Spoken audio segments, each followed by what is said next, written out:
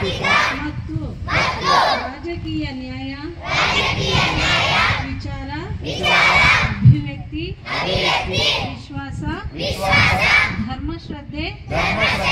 ಮತ್ತು ಉಪಾಸನಾ ಸ್ವಾತಂತ್ರ್ಯ ಸ್ಥಾನಮಾನ ಮತ್ತು ಅವಕಾಶದ ಸಮಾನತೆ ದೊರೆಯುವಂತೆ ಮಾಡಲು ಮತ್ತು ವ್ಯಕ್ತಿ ಗೌರವವನ್ನು ರಾಷ್ಟ್ರದ ಏಕತೆಯನ್ನು ಹಾಗೂ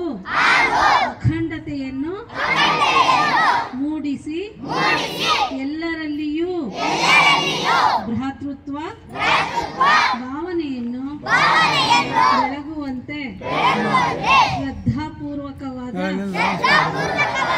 ದೃಢ ಸಂಕಲ್ಪ ಮಾಡಿದವರಾಗಿ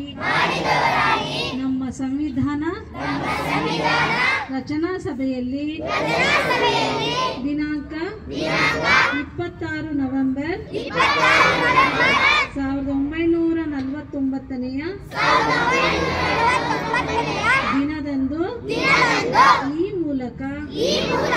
ಈ ಸಂವಿಧಾನವನ್ನು ಅಂಗೀಕರಿಸಿ ಅಧಿನಿಯಮಿತಗೊಳಿಸಿ ನಮಗೆ ನಾವೇ ಅರ್ಪಿಸಿಕೊಂಡಿದ್ದೇವೆ.